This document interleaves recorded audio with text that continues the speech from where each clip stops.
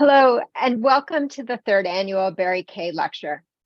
I'm Andrea Brown, the chair of Laurier's Political Science Department. Today's event has been organized by the Political Science Department, Barry's wife, Betty Leventhal, who's here joining us today, and the Laurier Center for the Study of Canada.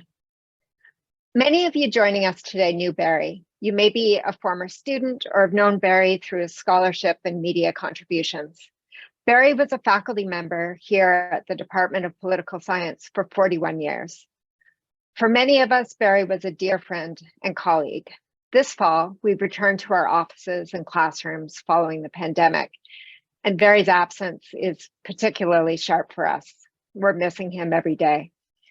This lecture series is an opportunity for Barry's students, friends, and his colleagues to come together to honor his legacy and his friendship. The subject of today's event is the 2022 US Midterms and the road to 2024, and I'm delighted to welcome our two panelists, Dr. Samara Klar and Dr. Gerry Boychuk. Dr. Klar is joining us from Tucson, Arizona, where she's an associate professor at the University of Arizona School of Government and Public Policy. Dr. Boychuk is professor of political science at the University of Waterloo.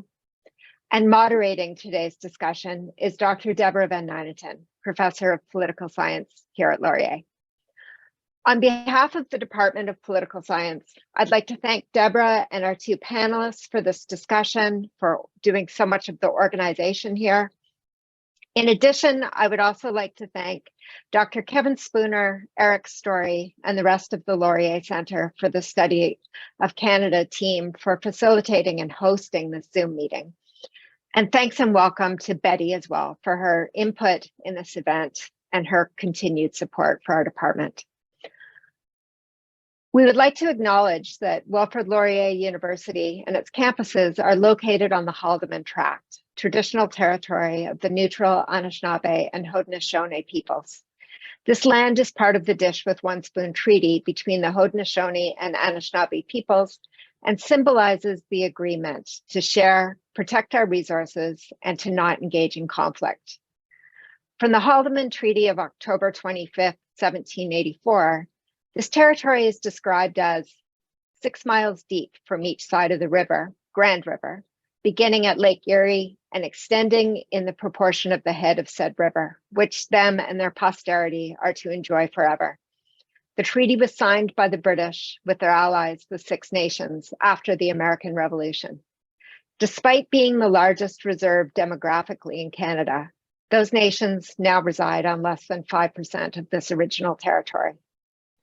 I'll now turn the Zoom over to Deborah Van Nyneten.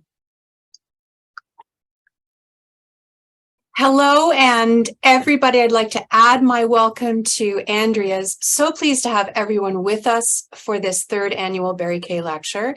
We have folks joining us online from all over North America, and we have some folks watching in person here at Laurier. Special welcome to Barry's wife, Betty Leventhal, who's been the driving force behind this lecture series and is a few floors below me watching in person. Our dear colleague Barry was a really incredibly keen observer and analyst of American and Canadian political behavior. His encyclopedic knowledge, I think that is the best way to describe it, particularly on national elections in both Canada and the US, made him a frequent contributor in academic circles and a commentator in the media. Many of his students have very fond memories of staffing the election analysis and decision desks at CTV News and other media outlets. Now, the first lecture 2 years ago now, which some of you may have joined us for, really dug into the outcomes and the impacts of the 2000 presidential election, which of course was consequential in many ways. And that election has continued to reverberate through and into this most recent set of midterm elections this past Tuesday. So what we really want to do today is to reflect on the outcomes of the 2022 midterm elections and the implications not only for how the US will be governed over the next 2 years, so some of those political dynamics, but also in terms of what the results tell us about citizen preferences, And we want to maybe reflect on the positioning of potential contenders for the presidency in 2024. Now, we recognize that some of the results are not yet available. Some of the races have yet to be declared, but I think we've got enough for a really fulsome conversation about what is going on in the US. So joining us today to help us lead this discussion, Andrea introduced our two guests, but let me provide a little bit more detail. Professor Samara Clare is an associate professor at the University of Arizona School of Government and Public Policy, and she also holds the Melody S. Robideau Foundation Fund Professorship. Professor Clare studies how individuals' personal identities and social surroundings influence their political attitudes and behavior. Her award-winning book, Independent Politics, was published by Cambridge University Press in 2016, and her research appears in top political science journals like the American Political Science Review, the American Journal of Political Science, and the Journal of Politics. Her research has received multiple national awards from the American Political Science Association, the Midwest Political Science Association, and the American Association for Public Opinion Research. And I also want to point out that in 2016, Professor Clare started a website entitled Women Also Know Stuff, to promote women in political science. And Samara, I have to tell you, I just registered on it. I was so excited finding out about this. Our second panelist is Professor Gerry Boychuk. He is professor of political science at the University of Waterloo. He has served as chair of the Department of Political Science and director of the Masters of Public Service program there as well. He specializes in American and Canadian politics and comparative historical political development.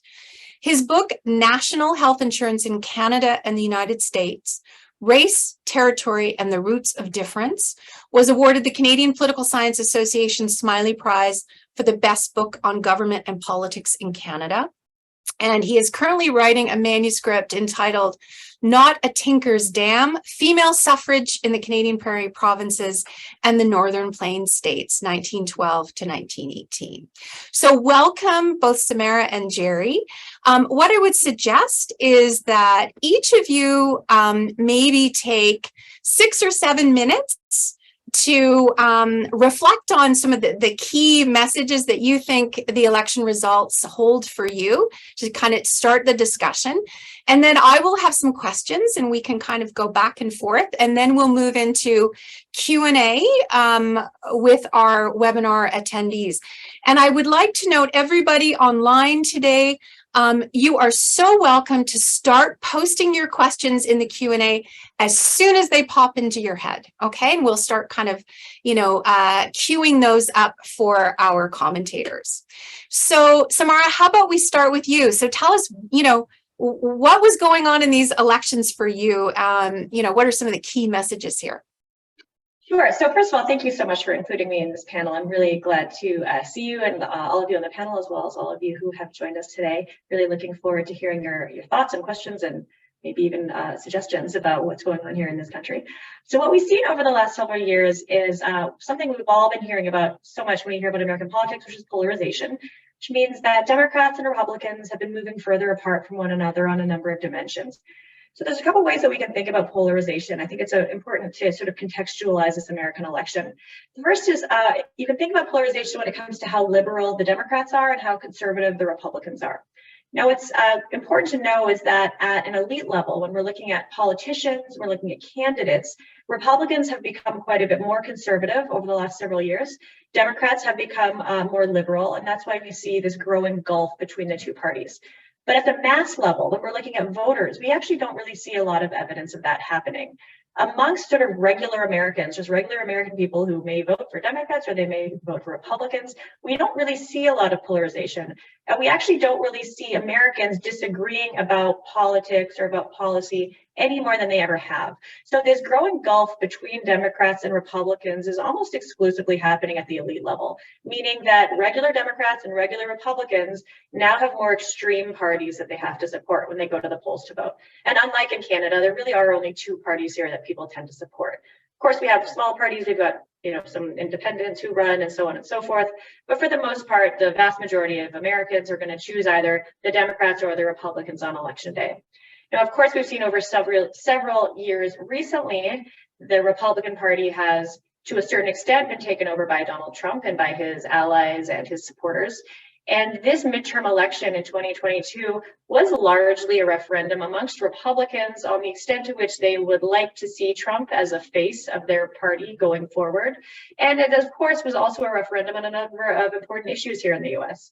As many of you, I'm sure, are following closely, Roe versus Wade was overturned this past summer, meaning states no longer have to provide abortion access to their citizens. It's up to each state to decide. We saw record inflation in the United States, just as we saw in many other countries around the world, as well as sort of a faltering economy in the wake of the pandemic. So this election showed us sort of how people think about Trump, how they feel about abortion rights, how they feel about Biden, and to a certain extent, sort of where they want the parties to go in the future. So there's so much that we can take out of it that I hope we'll get to today. But sort of the key takeaways for me so far is we are seeing a huge dismissal of Trump amongst Republicans. Nowhere so more than in Arizona, where Arizona Republicans really seem to be turning their backs on Trump. Also in states like Pennsylvania, states like Georgia, sort of key states throughout the country. We see inflation, of course, a big issue for many American voters, but also abortion rights are really tremendously popular amongst Americans, including conservative Americans. So when abortion has been on the ballot, it has been supported. Even in typically conservative states like Kansas, we see landslide statewide referenda to support abortion rights. So this has just been a fascinating series of elections over the last couple of cycles when it comes to actually understanding what American people want relative to what their politicians are putting on the ballot for them. Thank you so much. And just a little note, Samara, that I was just with my students going through some public opinion data in Canada that indicated the very same thing, that Canadians are not, the average Canadians are not actually polarized, but right. They actually don't want to talk to one another or try to understand one another. But if you ask them about the issues, it's very similar findings to what you're saying about Americans. Absolutely, that's fascinating. Yeah. So, Gerry, why don't we turn to you? Some of the key takeaways as you were not sleeping and watching the election results this week. Great. Thank you very much. And thank you very much for having me. It's a real privilege to be able to be here. For many years, many times I've appeared on post-election panels with Professor Kay. And I can tell you one thing, following Barry Kay on a panel about American elections feels like it must have felt for the bike riding chimps who followed the Beatles on Ed Sullivan. So, and I have very fond memories of being on the panels with Barry, and fond memories of going to visit Barry and Betty's house. They would have an election night party, and I was sort of an honorary attendee, not being a member of Laurier, except for 2016 when I couldn't go because I was too distraught. But I don't want to give away my political leanings too easily. Yeah, what Professor Clara said is I agree with everything. I think those are very, very good points. And it's funny, you know, so you see an election in which it almost seems like there's kind of two elections running parallel. You've got an election in which, you know, one of the main dynamics is the parties trying to frame what the main issues are, not really to confront each other on those issues, but rather to define, you know, the issues they want to talk about and away from the issues the other party wants to talk about. So there's sort of ships crossing in the night. And of course, the Republicans want to talk about inflation. They want to talk about the economy. They want to focus. And because they know doing so, that they will eat, you know, that's the easiest route to be able to pin the blame on President Biden. Whether or not he can do anything effectively about inflation.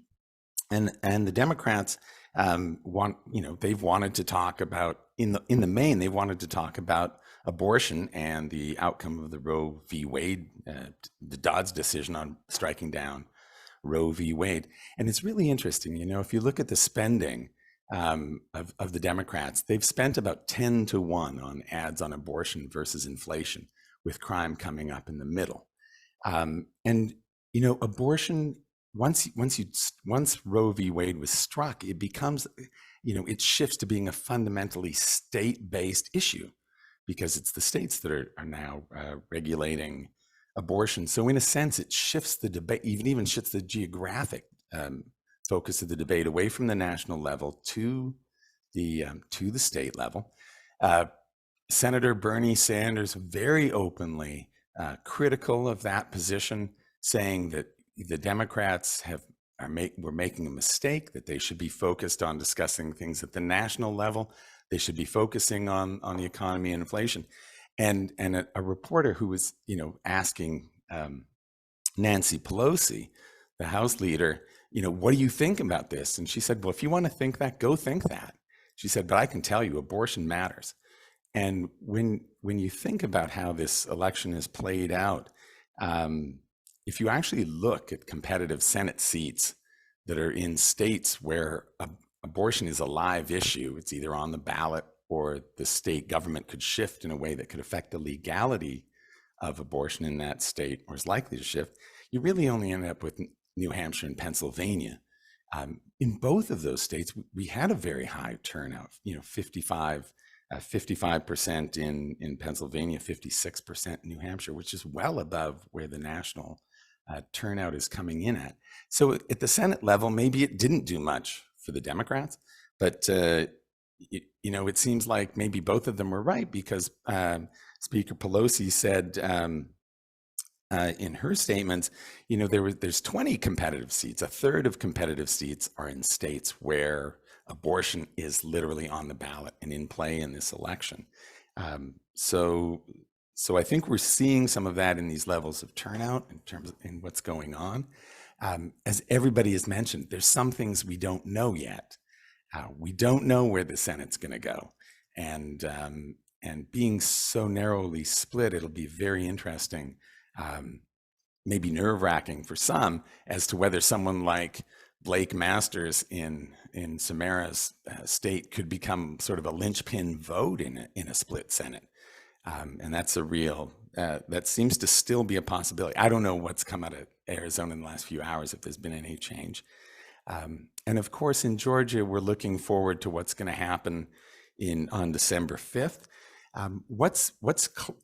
There's not much that's clear in Georgia, but what is clear is that both candidates got a bump, in essence, from Kemp being on the ballot. Surprisingly, 6% of Warnock's voters, he's the Democratic candidate in Georgia, were from people who voted for Kemp. So they came out, want to vote for Kemp, cannot make themselves, I'm sort of reading in, can't make themselves vote for Herschel Walker as a Republican, so they vote for Kemp. They vote for the Democratic candidate Warnock. Those people may just not come out in the next election when Kemp's not on the ballot, because it's going to reduce the ballot to just being Warnock versus Walker. So a big question there is whether that bump that Warnock got is the same size as the bump that Herschel Walker probably got from Kemp voters who might not have gone out to vote for Walker, but they go out to vote for Kemp and then vote for Walker because he's a Republican. So we're really, in my mind, I think it's really uncertain what's going to happen in Georgia. We know that Mr. Trump, I suspect that Mr. Trump does not think, he's not certain how Georgia is going to go. Otherwise, he wouldn't still be planning on announcing his candidacy possibly next week. I think he wants to control the narrative. I think he wants to beat any more bad news. And but what we know for sure is he's going to have his hands all over Georgia. And so we'll see in the next little while how that all turns out. But there's a lot still in play right now. And a lot we're waiting to hear, and some we're going to hear in the next few days, and some we're going to hear in the next few weeks. So thank you. Great, thanks. Just for some of our viewers out there, the states all have different rules governing elections, and there may be different rules governing different positions in the states. But what Gerry's referring to is the Senate race, where a candidate has to get over 50%, right, in order to win. And neither of the candidates did. So then there's a runoff on December 5th, and they'll get rid of any third, fourth candidates, and it'll just be the two top contenders there. Yeah. So I'm going to go from there, what you just said, Gerry, and Samara. What have been some of the most surprising results for you? I know everybody had their eyes all over Arizona. Were you surprised by how blue Arizona went in many of the positions, or should we be looking at different alternative places around the country to really kind of look for some surprising results that give us some kind of message about the broader election? Sure. So just to give people a little bit of political context about Arizona, Arizona's historically been what we would think of as a reliably red state, meaning more often than not, it votes for Republicans. A plurality of voters in Arizona are Republican and always have been. So if you look at the registration numbers for Arizona, about 37% of Arizonans register as Republicans, about 35% register as independents, and about 32% register as Democrats.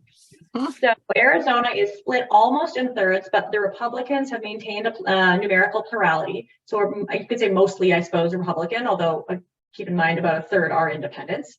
What we've seen, though, over the last 15 to 20 years, though, is Republican presidential nominees in presidential races are winning Arizona by smaller and smaller and smaller margins.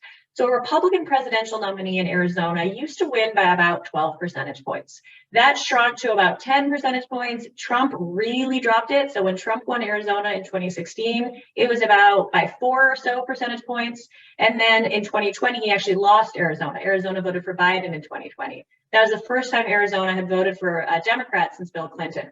When we look at the Senate, our senators in Arizona, Arizona currently has 2 Democratic senators, which we haven't had in over 60 years. So we're seeing a real shift in Arizona. So now keep in mind, we voted for a Democrat in 2020. We have 2 Democratic senators. We currently have a Democratic candidate for governor who has maintaining a very narrow lead in the race.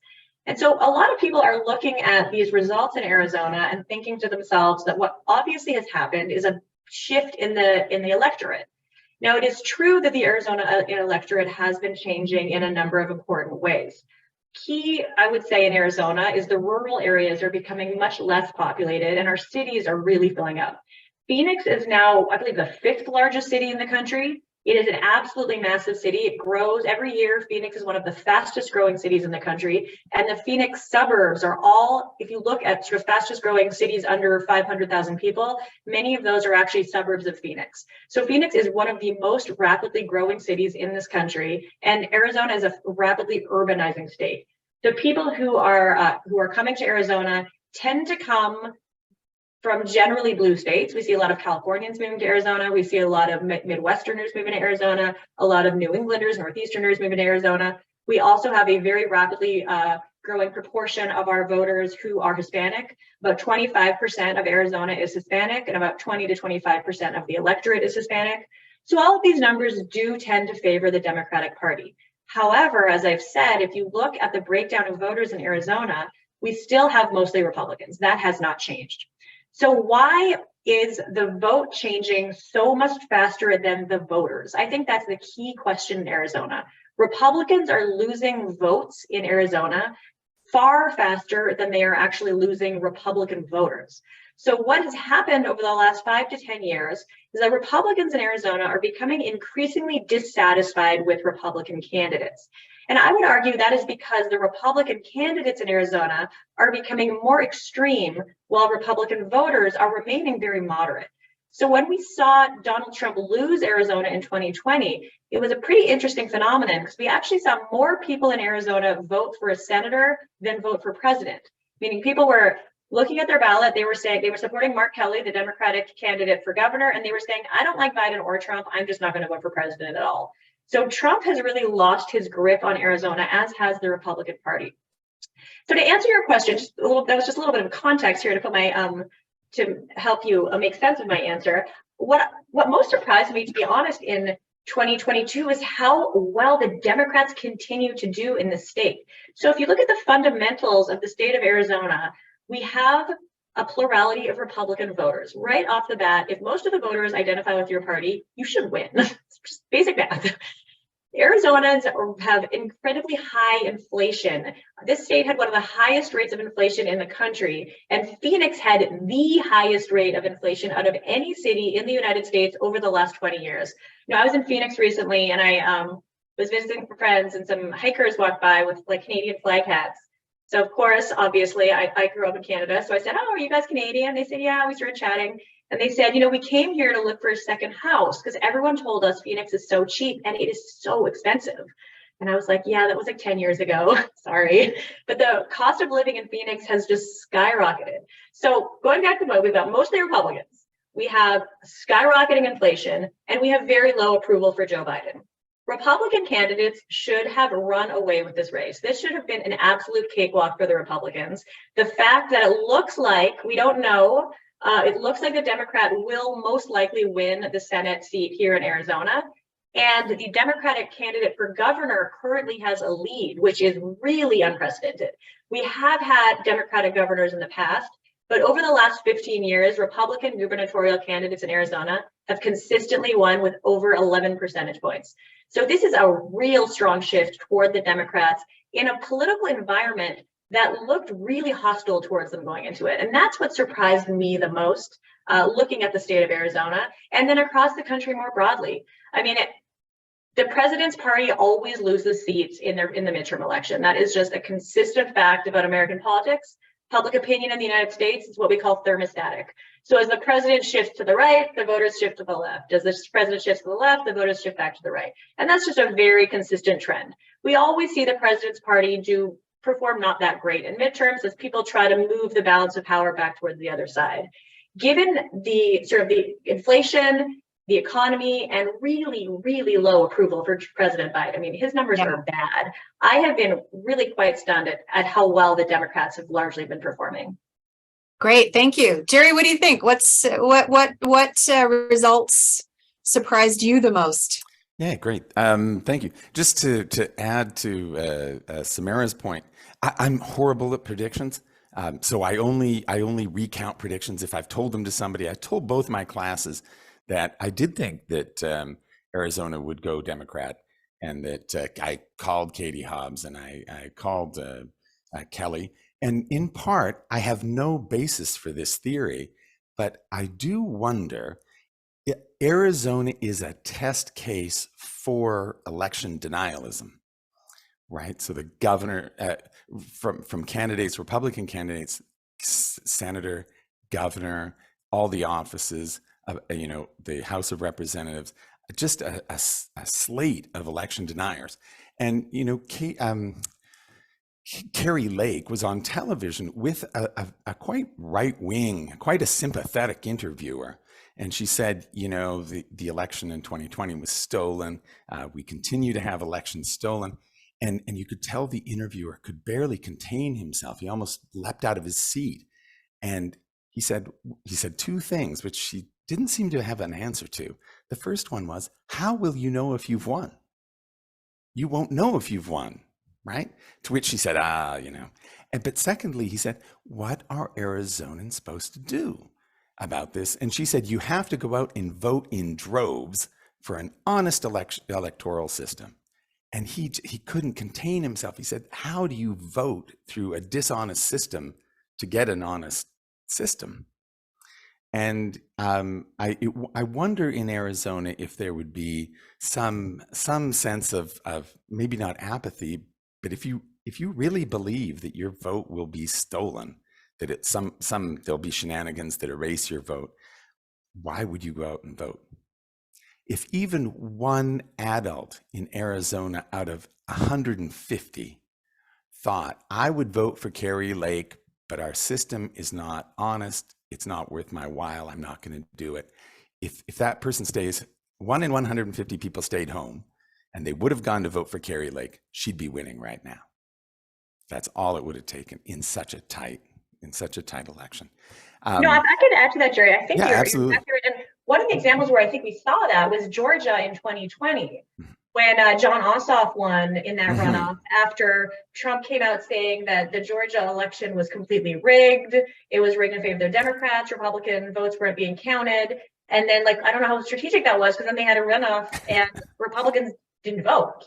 And I think you're exactly right. If you're telling your base, this election isn't fair, it's really hard to mobilize your voters. Yeah, because the Georgia 2020 election was decided by 500,000 voters, fewer showing up, 500,000 people staying home, but more Republicans stayed home than Democrats. which is interesting.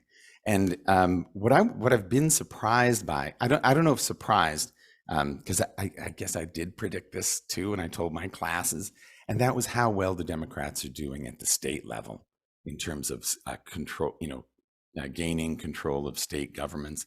They started off with 24 states held by Republicans, all three, the governorship, the state house, the Senate, state Senate, the Democrats holding 14, 12 being split.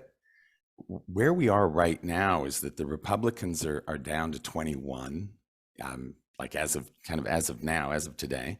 There's fewer splits, and the Republicans have picked up 3 states. They're at 17. There's 4 states outstanding, which are Arizona, New Hampshire, Alaska, and Nevada.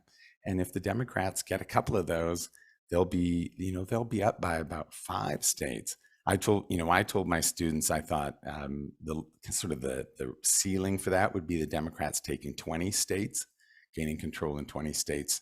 They're probably going to end up between 17 and 19. So they have done well at the state level in a context where, as Samara says, the Democrats were slated to lose. Historically, that's how it works. The party of the president has never picked up seats except 2 times in the last 100 years. And so they're hanging on, it seems, but they have done well at the state level. And it really, to some degree, was capturing state governments that the Republicans used to leverage, their national, their power at the national level and get a foothold as they rebuilt back. And I think the Democrats are actually doing that.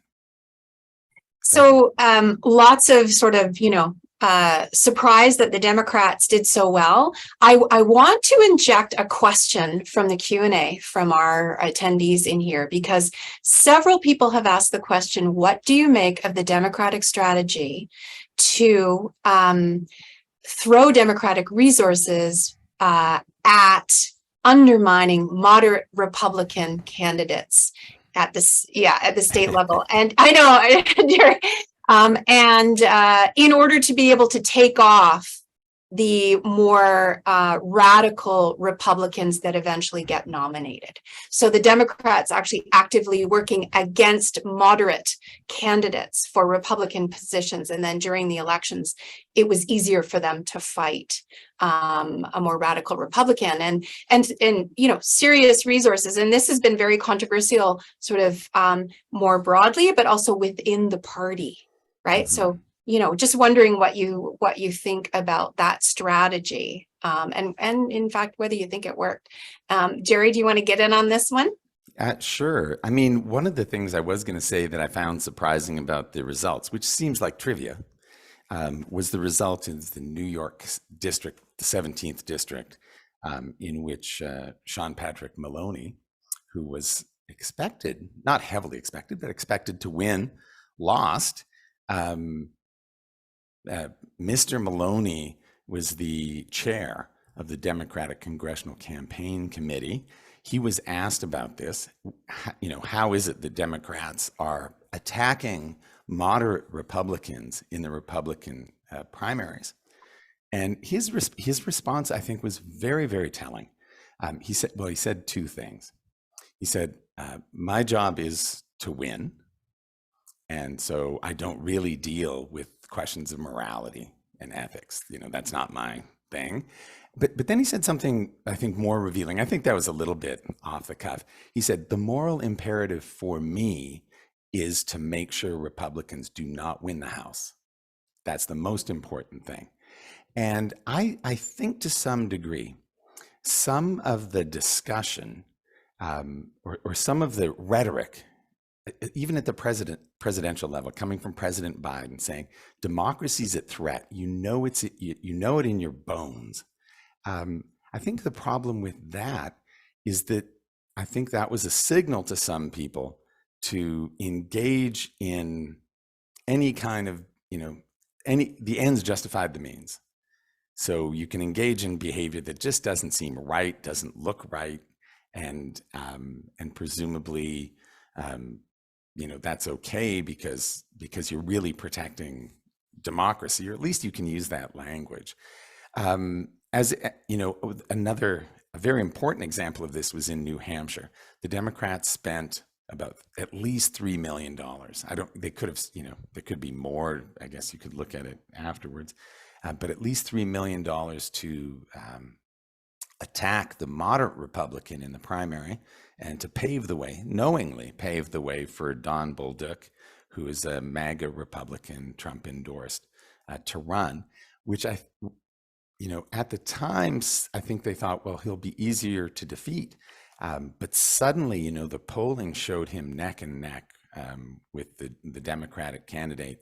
And going into that, until the results were announced, it sure looked like he had a shot of winning. And you can imagine, again, what would happen had he won in New Hampshire if the Senate was split and he was the linchpin vote. And the Democrats set that up. They took that risk. They knowingly took that risk.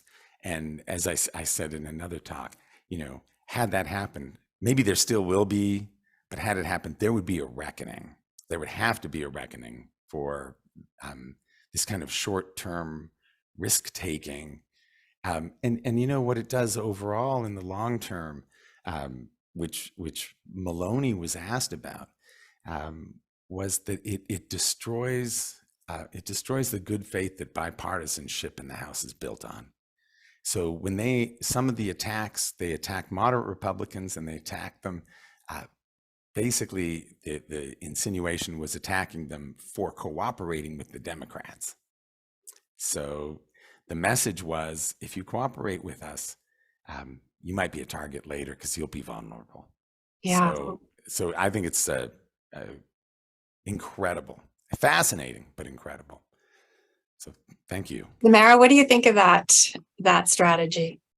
Sure, this has come up quite a bit in Arizona, as there's been quite a bit of speculation. I haven't looked too much at the specific numbers, that the Democratic Party was actually propping up Kari Lake, our gubernatorial Republican candidate, because she was seen as the more vulnerable candidate. And now, of course, she could win. I mean, Hobbs is up right now, but only by about 30,000 votes. We still have like 300 more thousand votes to count.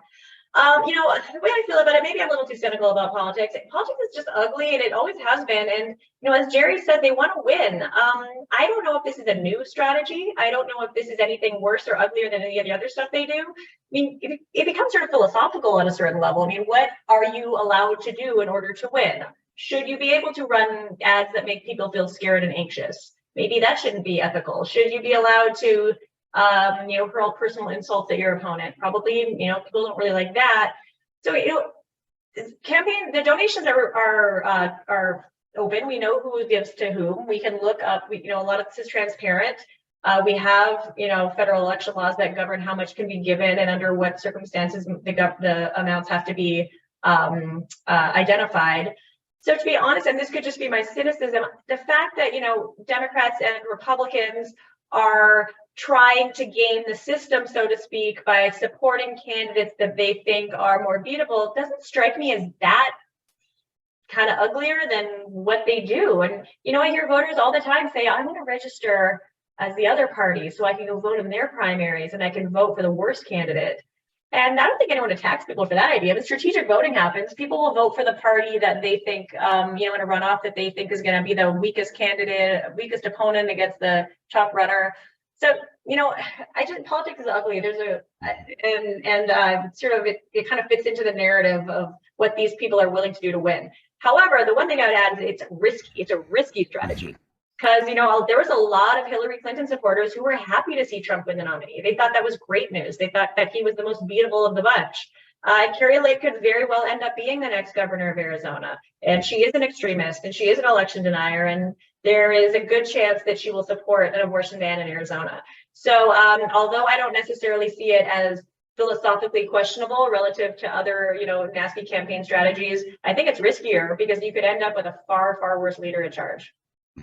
Yeah, and if I can just add, I share your cynicism. I think, people they're always going to do what's what's available to them. And I guess my reading of the Maloney thing was that there were some Democrats. I don't think they were saying that some were saying it's morally wrong. That wasn't, sort of whatever. But what they were saying is it's bad strategically, that in the long term, it will be damaging to the Democrats. And in some cases, it's bad tactically because you just might bet wrong. In Bolduk's case, they bet right because it turned out he was quite very beatable, and more beatable than the polls even suggested. But as you know, what if Kari Lake becomes, could go either way. Yeah, and it's very polarizing as well, Yeah. because it means that your discussions in the campaign are going to be between sort of stooges. So I wonder if we can, I'm going to shift gears just a little bit and talk about how the midterm results might have set us up for the presidential campaign over the next, how have we set up our presidential contenders?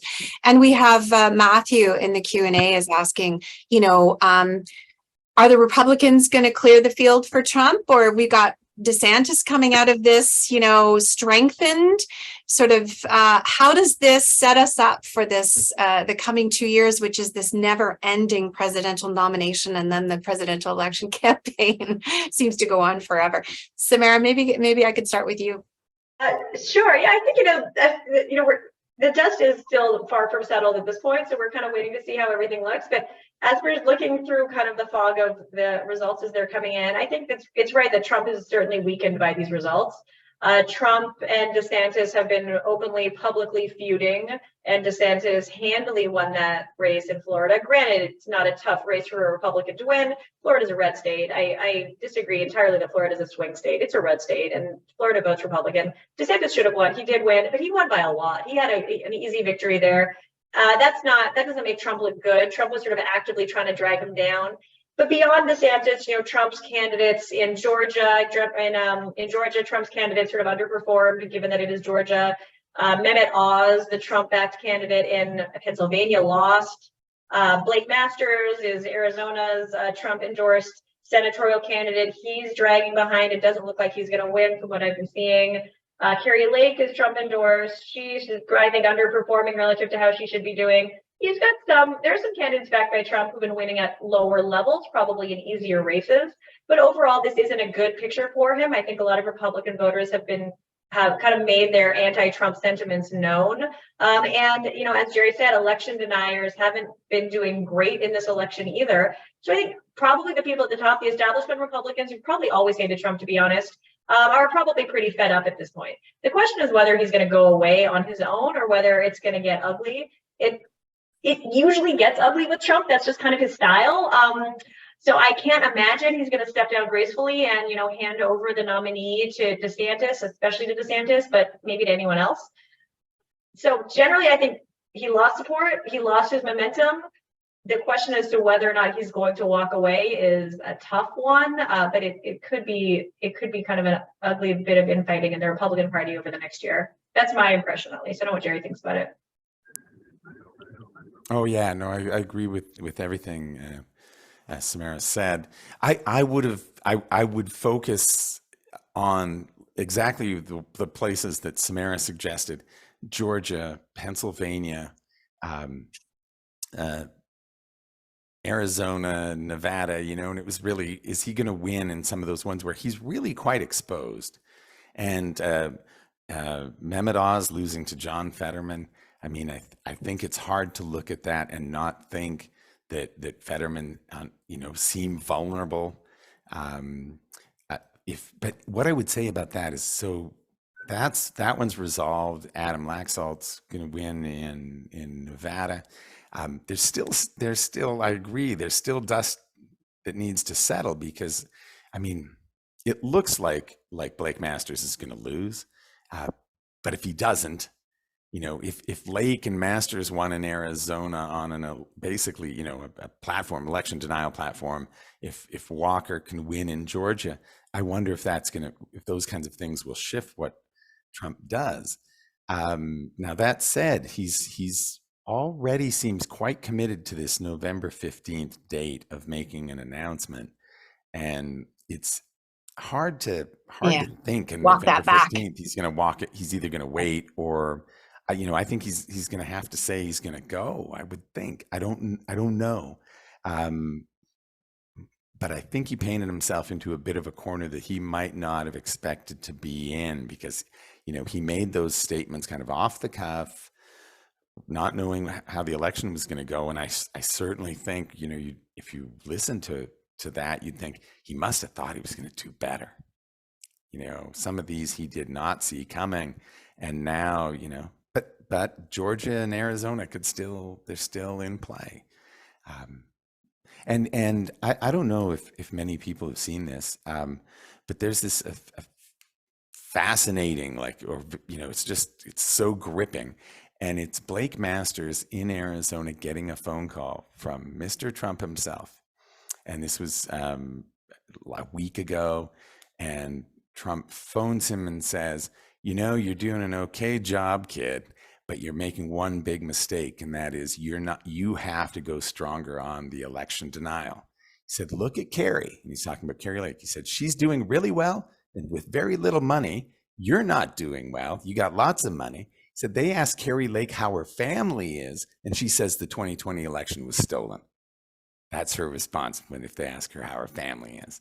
And he said, he's saying, if you go soft on this, you're going to lose. And if you're interested, look this up on the internet. You'll get it. It was a Tucker Carlson show. And afterwards, it looks like Blake Masters is going to cry. And he says, I don't think I went soft.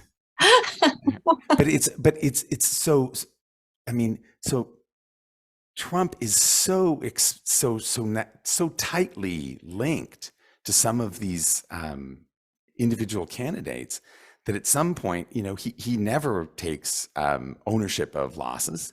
And again, I think Samara, you'd say, well, of course, why would he if he can get away with not, right? But stuff sticks. Stuff sticks. And the question, I think, is how much some of these things will stick if, where these people are underperforming, like Mehmet Oz in Pennsylvania. And I disagree with Trump on this, if I could say that. I actually don't think that election denial was a winning strategy in Arizona. And, No. And if you look at the sort of the Masters race versus the Lake race, there's a good argument to be made that Masters actually probably did a bit better as a candidate than Lake did. Masters is running against a popular incumbent. Lake was running against a non-incumbent who ran a pretty objectively bad campaign. Katie Hobbs, the Democratic governor, was very, very quiet in her campaign. She refused to do a debate, which was a big controversy for her. She ran a very subdued campaign. She wasn't out there. There wasn't a lot of events. There wasn't a lot of signs. There wasn't a lot of anything. Kerry Lake was, really much more out there. She's very media savvy. She was a well-known local TV news anchor. Given sort of who they were up against, Masters probably put up a better fight. Hobbs versus running against Kelly would have been left in the dust. So, Lake versus Kerry Lake against Kelly would have been, done probably far worse than Blake Masters did. So I would, if I were to give Blake Masters advice, I'd be like, it's okay, kid. I don't think that was actually the right strategy for you. And I think that Trump's probably not giving the right advice to a lot of these people that he's endorsing. And that's why we're seeing them underperform relative to how they should be doing.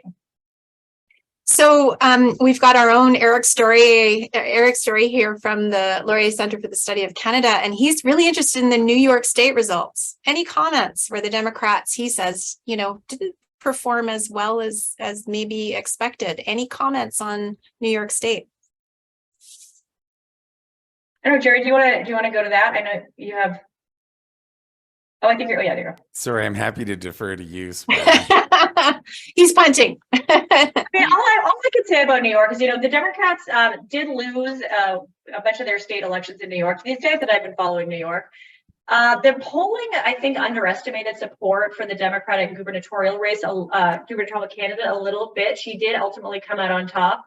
But yeah, as Gerry alluded to before, there were local races within New York where the Democrats were not performing as well as people thought they would. And that could be for a number of reasons. New York doesn't have abortion on the ballot. So New York is not a place where people worried about abortion, unlike a place like Pennsylvania, which is Pennsylvania and New York not far from each other, somewhat similar dynamics in terms of the populations, but New York did not have a risk to abortion rights. So that was not mobilizing Democrats for them like it was in places like Arizona, Georgia, Pennsylvania, so on and so forth. New York has also its own internal problems cost of living, inflation, crime became a huge issue in the New York campaign, rightfully or wrongfully. That was one that the Republicans really played up. So New York sort of had opportunities for Republicans, far more opportunities for Republicans than the Democrats really had, I would say, relatively speaking. Okay, great. That kind of leads to another question that we've got in the Q&A about the polling. What do you make of the polling, Samar? This is especially a question for you, the last two elections. So, 2020, 2022, are we able to predict accurately what's going to happen? These results seem to surprise a lot of people, people who are watching the polls, or do you think not so much? Well, when the poll races are so close, I mean, you are really putting a lot of pressure on pollsters. So what I've seen so far, and it's hard to say because we don't have all the results in, and given how close they are, we still aren't quite sure how to assess the polls. It looks as though, from what I've been seeing, on average, the polls are off by about 2 to 2.5 percentage points, which is phenomenal. I mean, what people are expecting of pollsters is like pretty crazy. If we look over the past several years, I think polling got a really bad rap in 2016. Yeah. I would say, really unfairly so. If you look at the 2016 polls, they were dead on when it came to the national popular vote. I mean, national polls in 2016 predicted that Hillary Clinton would win by about 2 percentage points, and she did win by about 2 percentage points when you look at the national popular votes. That was really, honestly, one of their best poll years ever. What they messed up in 2016 was really 3 key states: Pennsylvania, Michigan, and Wisconsin. In those 3 states, the polls predicted a Clinton win, which would have put her over the edge when it comes to electoral college seats. Those polls were pretty bad. The state polling in Pennsylvania, Wisconsin, and Michigan were bad. And it turns out what people generally are saying is because they didn't weight by education. So what that means is when we do polls, there's a lot of non-response bias. Some people are much more likely to answer surveys than others, and call display has really killed this. So I mean, you can think to yourself, those of you at this panel today, if you see an unfamiliar number, how often are you answering the phone? For most people, it's like never. If you see a weird number, you're like, I'll just listen to the voicemail, they can text me. So this has made polling pretty challenging for a lot of pollsters. And as a result, the samples that we get in polls do not really look like a typical American sample. And so pollsters have to use some statistical magic to weight the data. So if they have people in the polls that are maybe overrepresented, they'll weight their responses down. If you do get like the magic unicorns that generally don't answer surveys, you can weight them up.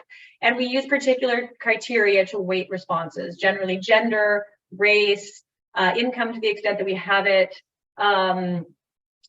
region. One thing that state pollsters were not weighting on was education. And this became a really big issue in 2016 because education has become an increasingly partisan divide, with higher educated voters becoming more Democratic and voters with less education becoming more Republican. So by not waiting for education, they were really underestimating the extent to which Republicans were getting support, because more educated voters are more likely to take surveys. Now, the problem, though, is that in 2020, they fixed the weighting and the polls were actually significantly worse. So 2020 polls didn't get quite as bad of a reputation because they predicted the correct winner, Joe Biden, but they predicted him winning by a far greater margin than he actually won. So 2016 was great polling, but oops, they predicted the wrong winner. 2020 was terrible polling, but they predicted the right winner, so it kind of people forgot about that. So 2022 was sort of another test for how things were going to go.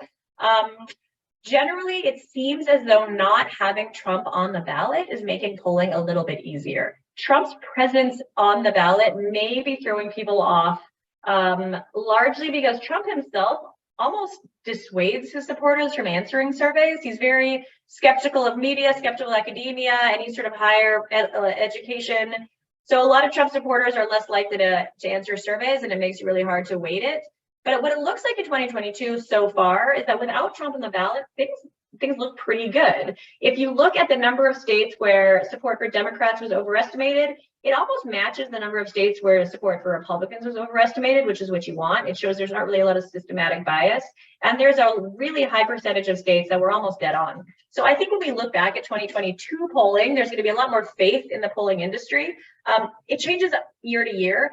In fact, at the 90s and early 2000s, polls tended to overestimate support for Republicans. Then they started to overestimate support for Democrats. Now potentially it might be swinging back a little bit, but generally I think this election has been a great year for the pollsters. Okay, Gerry, what do you think?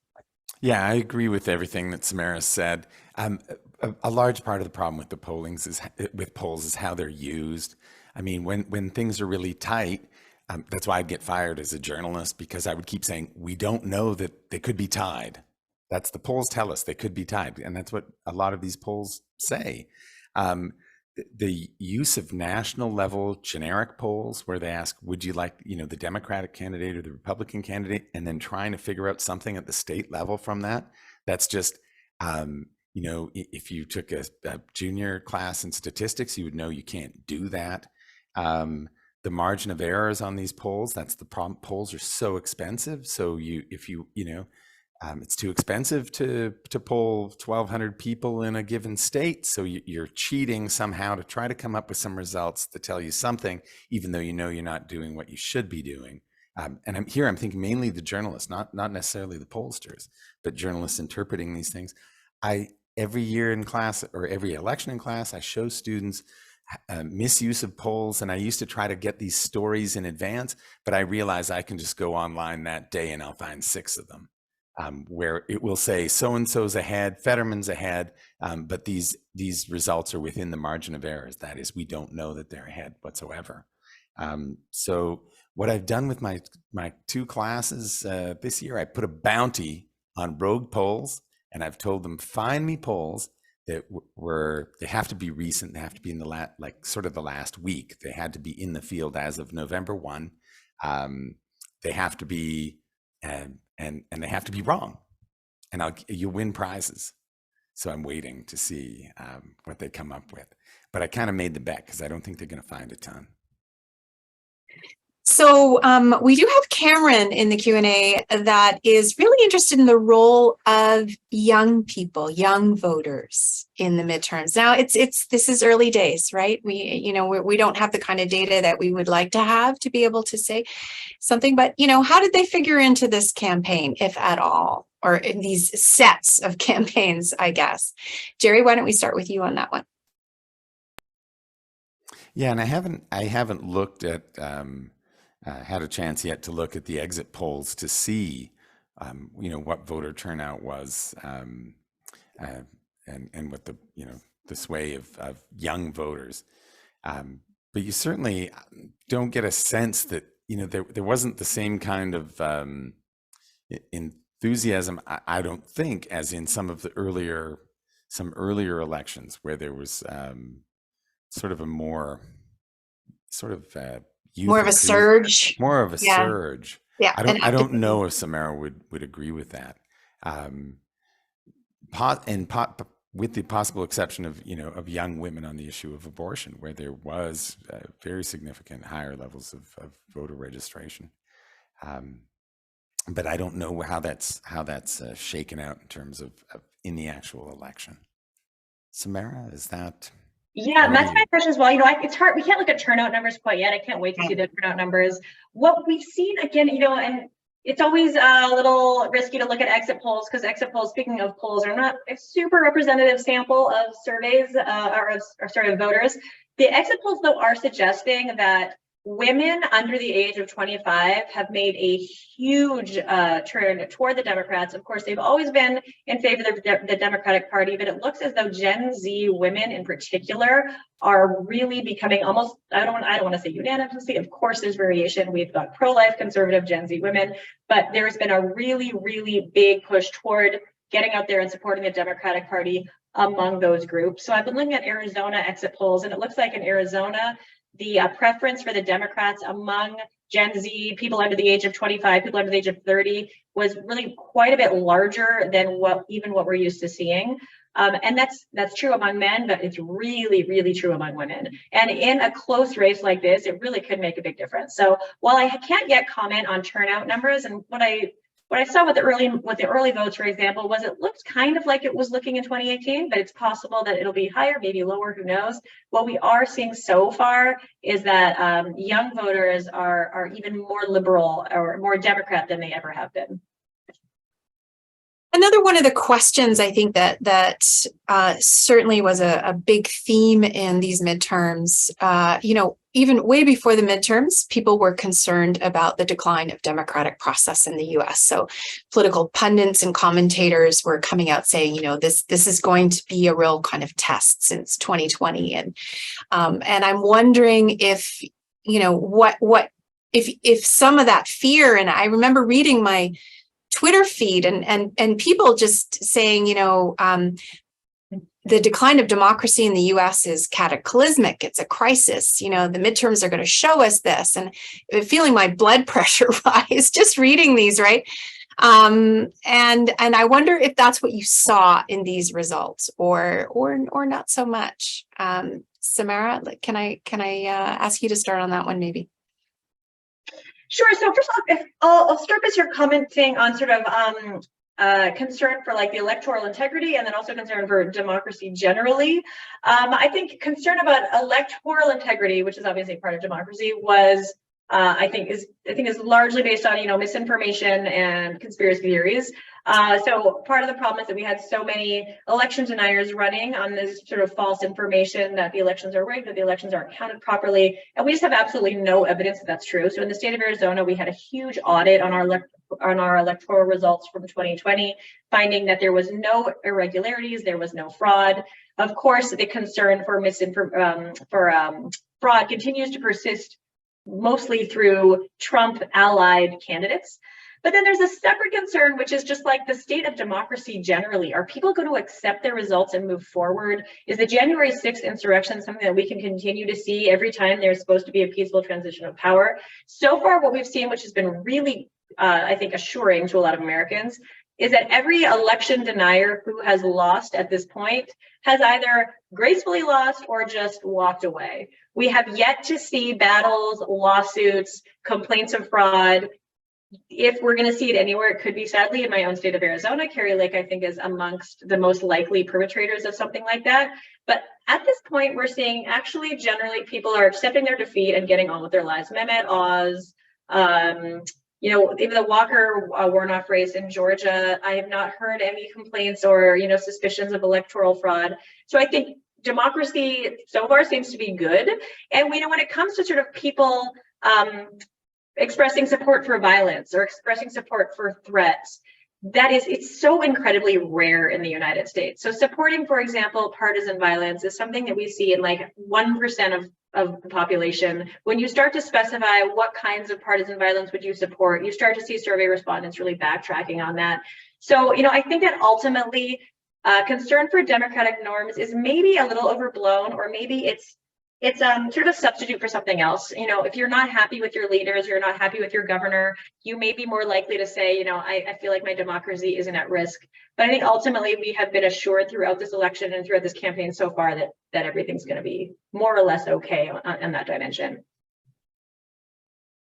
Words of comfort. Words of comfort from south of the border. Excellent. Gerry, what are you thinking about that? Yeah, I agree. Again, I agree with everything Samara said. The things, it was interesting, like, because things unroll in time, like one after the other, it's affected by something earlier. So the election denialism, that's so 2020, right? Because people who really believe that, then what would you do in 2022? You wouldn't wait till the election's over and then deny it. For the true believers, you'd go out, maybe be a vigilante scrutineer, take pictures of poll workers, take pictures of people voting, and we saw stand there with a gun, or carry weapons, and we saw that in Arizona to some degree, or at least it was magnified, it was covered, and it was largely neutralized. I mean, the Maricopa County Sheriff's Department put up huge screens. Inform people that they would not be able to photograph poll workers, inform people they would be enforcing gun bans near polls. And so it just fizzled, where it seemed to be building, that's why I was, because I was showing these pictures to my class, and then it just went away. And interestingly, I don't know how widely this is known, but on Tuesday, President Trump at 2:30 urged supporters. He wrote on social media that there was a problem in Detroit and that people should get out and protest. And nobody showed up. Nobody. So, could something happen? I don't know. But it does seem to be sort of a moment that, at least for now, has kind of abated or yeah. So I agree. I think if there's a worry about democratic norms in a more long-term sense, I think there is sort of a kind of collusion between parties. You can read the newspaper and see on the same page, President Biden says democracy is being threatened. We know it in our bones. President Trump saying on the same page, they're going to have these tiny little rallies. We're going to have our great big huge rallies, and then they're going to say they won and they'll have more votes than us. They're giving this, in a sense, that they are pointing to different things, but the same overall message is they're both in agreement. Yeah. And they're using it in this case. I think the Democrats using it to some degree for electoral advantage. And I think, again, I'm a political scientist. I think people always press their electoral advantages, but also nothing's free. There's always a longer term cost. But in this case, I think it looks like this election's going to look very clean in comparison to even 2020 for sure, but even 2018 when, Stacey Abrams at first didn't accept the results in Georgia, the Democrat. So we'll see. I agree. Carrie Lake, you never know what could happen with that situation. But and Doug Mastriano has not accepted the results for the governor election in Pennsylvania yet, even though, he was so far behind. It's incredible. This is not a close election. Yeah. So we have some interest. We've been talking about Trump and the Republican ticket and kind of looking forward to 2024, but we have some interest in the chat or the Q&A about the Democratic ticket. And I don't know if you have any reflections on, in what ways or how do the midterm results set Biden up? And are there some other rising stars, Japjit asks, in the party that might be coming to the fore? I don't know if somebody's got some comments on that. So I really don't like to make predictions about this. I will say that when I was, I must have been in college or something. I remember my parents were having dinner with some friends, and I don't know what came over me, but for some reason that I don't really know, I said, well, I bet Sarah Palin will probably be on a ticket someday. I think I was just saying ridiculous things and I'm known in my family now for being clairvoyant about that, but it was such a fluke, ridiculous thing for me to say. I had no basis for it whatsoever, but I hang my hat on that prediction and I've never made any others. In terms of to win or run, I think there is a lot of reason to think Biden won't run. I don't know. I'm not going to say for sure. He'll be 81. That's pretty old. His approval rating is pretty bad. I don't know. I don't know Biden personally. I'm not in his campaign. I have no idea what he's going to do. I could see him not running for sure. It's hard for me to think about who the obvious candidates would be. We know there are people, Pete Buttigieg and Beto O'Rourke, and a lot of the familiar faces from 2020 may come back for another attempt. When it comes, Julian Castro. I think there was a lot of people who ran in that primary, and I think there's going to be Kamala Harris, obviously. In terms of new faces, it's really hard for me to think of anyone that could really stick out. I don't see really a national future for California Governor Gavin Newsom. I don't really see that. Was one of the questions in the chat. But again, I don't know, Gerry, do you have any predictions on this? This is one that I really can't say for sure. No, not more than that. And it's very,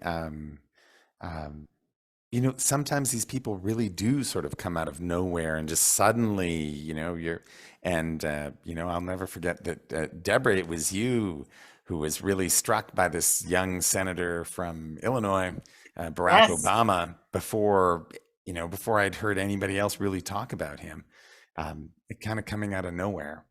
But yeah, I agree, at this point, before the 2020 election, so if we were where we are relative to 2024 right now, which is almost exactly 2 years, exactly 2 years before 2020, Trump was not even being asked about on surveys. So when they were giving out polls, who is your preferred nominee for the Republican candidate, Trump was not offered. There was a list of maybe 20 people, including Bobby Jindal and all sorts of people that people have probably forgotten even existed. And Trump was not even included until maybe June of 2015. So putting ourselves in those shoes now, there's probably people out there that we don't even know are going to come up the pipeline. So, Samara, there's a kind of an interesting question in the chat here from Dylan, who says, "Hello, Dr. Clark. I'm wondering, have you noticed a difference in student opinion? Have you seen polarization at your university or department?"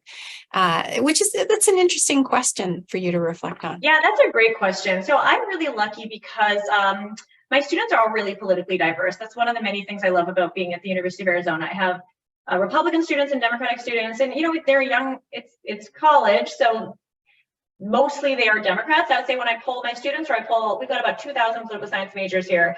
And when I do large polls on them, it ends up being about 50% are Democrats and about 25-ish% are Republicans, and about 25-ish% say that maybe they're not American, maybe they don't really have a preference or whatever. So there is an advantage to the Democrats, but it's a nice diverse group overall. One thing I've noticed over the past year, especially this year, is that students are a little more nervous to talk about politics openly in class than they have been in the past. So I don't have any evidence. In fact, I have evidence to show that they haven't polarized, but they're more wary of discussing politics with one another, because when they turn on the news now, they see Democrats and Republicans fighting and screaming, and they see extremist Republicans and extremist Democrats, none of whom represent, honestly, 99% of most voters. And I think it makes them all nervous. So at the beginning of this semester, I gave them all an anonymous survey where they could share just any concerns they had with me as the semester was starting. And there were a few students who wrote, what are you going to do to make sure we can have safe conversations in this class about politics, given, all the attacks between parties? And so I talked to them about it a lot. And what I like to tell my students is that most Democrats and most Republican people agree on most issues. Even if you look at issues like gun control and abortion, two of the most polarizing issues right now in the United States, where we really do see a lot of partisan split, most Democrats in the United States believe that abortion should be limited at a certain point. Most Republicans in the United States believe that abortion should be available up to a certain point. So there is a lot more overlap than people realize. Very, very few Republicans, a very small, probably single-digit proportion of Republicans believe that abortion should be banned under all circumstances, and a very small proportion of Democrats believe it should be available under all circumstances forever. So there's always overlap that they're not understanding, and gun control is the same way. The vast majority of Republicans believe there should be restrictions on owning a gun in the United States. The vast majority of Democrats believe that guns should be available under particular regulations, just like in Canada or any other country. So once we really talk about how Democrats and Republicans actually feel, and importantly, I always say to them, when you're thinking about a Republican, don't think about Donald Trump. Think about the guy who lives next door to you who voted for the Republican Party. When you're thinking about a Democrat, don't think about Nancy Pelosi. Your next door neighbor who voted for the Democratic Party is not Nancy Pelosi. Think about the people in your neighborhood, your friends' parents, your uncles, your aunts, your cousins. Just try to think about regular people who happen to support the Democrats or the Republicans, because that's who you're talking to. You're not debating with Donald Trump in this classroom. You're not debating with, whichever Democratic governor you hate. You're just debating with regular people. And I think it really helps them put things in perspective that there is what we call in the United States false polarization. There is this misperception among both Democrats and Republicans about outpartisans on a number of dimensions. So I've done a lot of this work, and other colleagues have done some of it as well, showing that, for example, Democrats and Republicans believe that outpartisans are ideologically extreme. They believe that they frequently talk about politics, and they believe that they are far more to the right or to the left on a number of issues. But in fact, when we poll the American people, most Democrats and most Republicans are pretty moderate. Most don't give a hoot about politics. They never talk about it. They don't think about it. They don't care about it. They've got other things going on in their lives. And they're actually, pretty close together on most issues. So I really try to kind of hammer that into my students at the beginning of the semester.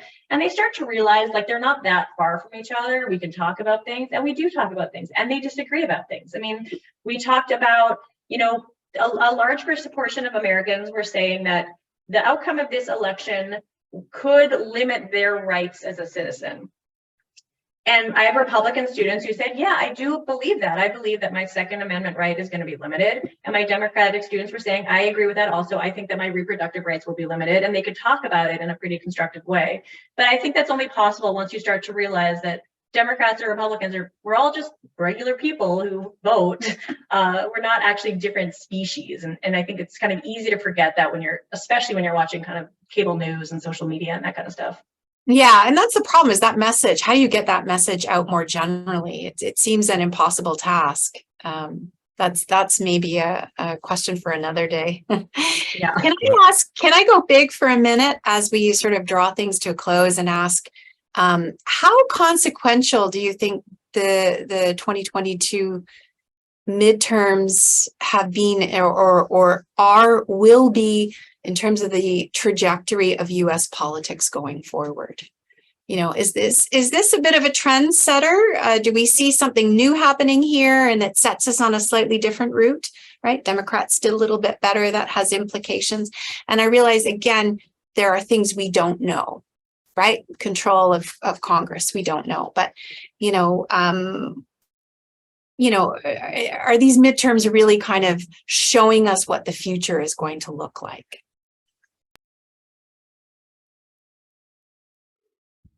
Did you want to start on that, Gerry? Yeah, you unmuted yourself, so I thought that was the twitchy trigger finger.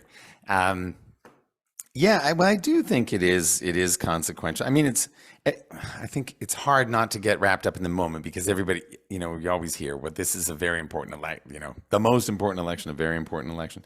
I do think, just in terms of what we were talking about earlier, and that is, I don't know if Samara would agree, but it really strikes me that Arizona for Mr. Trump was basically a market test case to see on a go-forward basis if you go all in on election, denying the validity of the 2020 election. That's what it seems like. And I think I don't think, and in terms of the advice he was giving Blake Masters, I don't think he probably cares much about, I doubt he cares much about what happens to Blake Masters personally.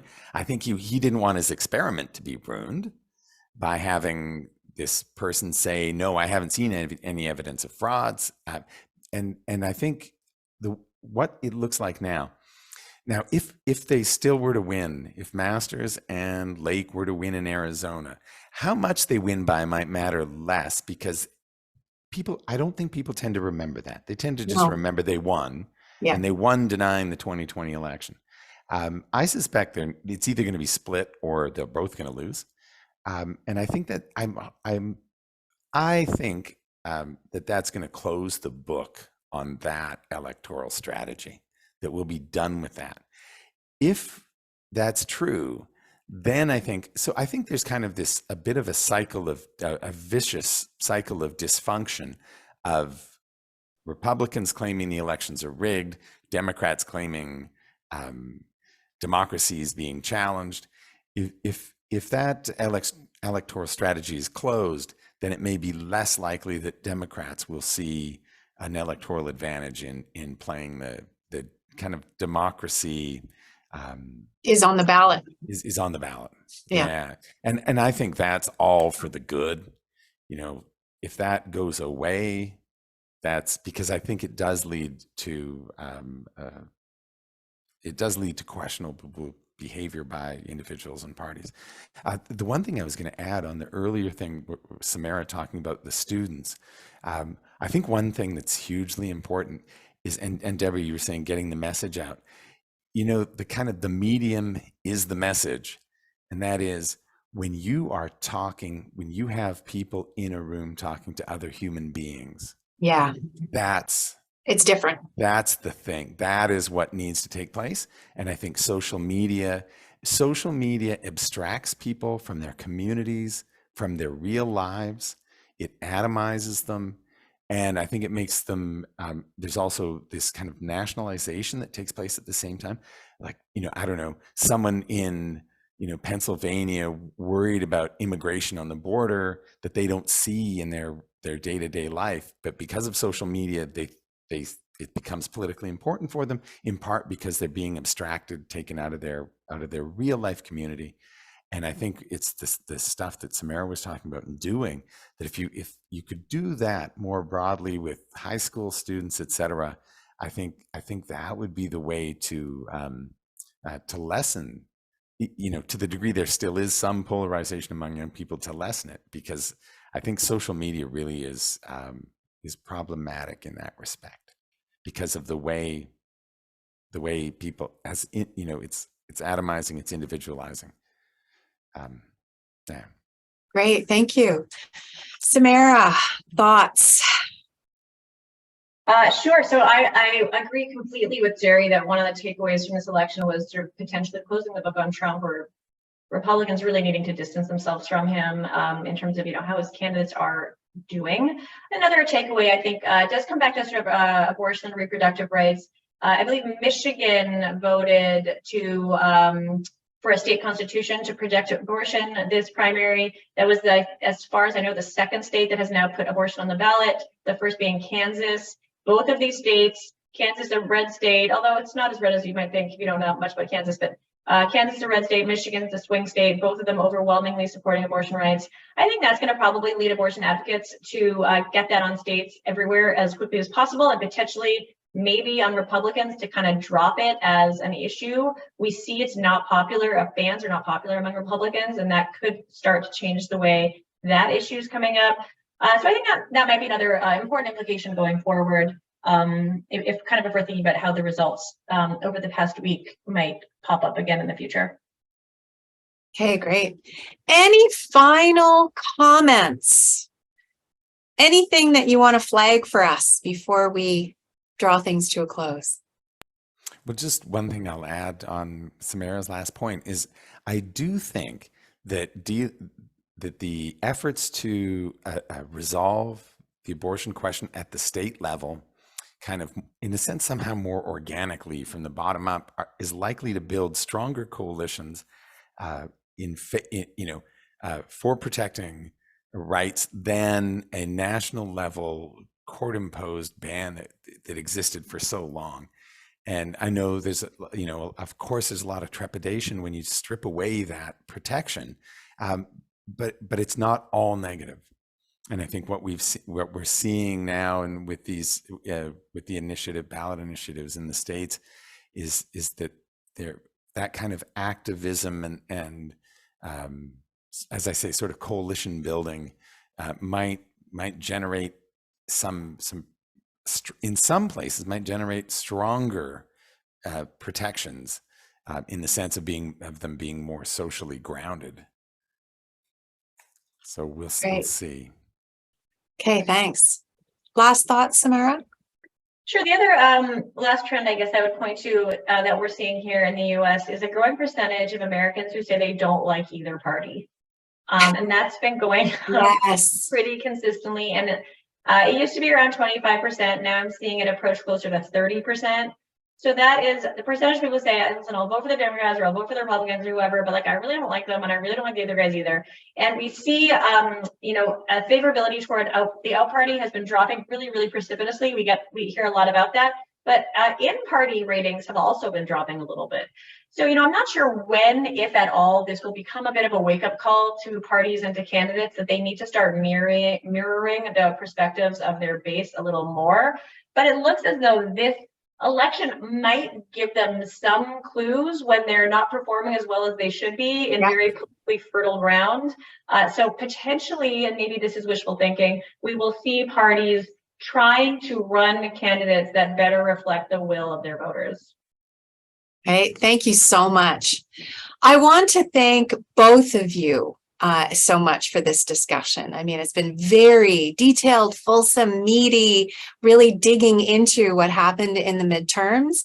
I also want to thank our attendees for the great questions. I had questions and I jettisoned most of them because the attendees had these great questions. I really apologize I couldn't get to them all, but thank you for those. And I want to thank everyone for joining us today on behalf of the Department of Political Science and North American Studies, and Betty Leffenthal, Barry Kay's wife, for joining us here today. So there will be a recording available if anyone is interested, or if you need it for your students or you want to pass it around. We will be able to provide that. You can contact the department and we'll send you in the right direction. But again, Samara, Gerry, thank you so much for joining us. Thank you so much. Thank you so much. It's my pleasure. Great to see you. Enjoy your great weather, Samara. Oh, I will. But then come summertime, I'm coming up to see you guys. Okay. Take care.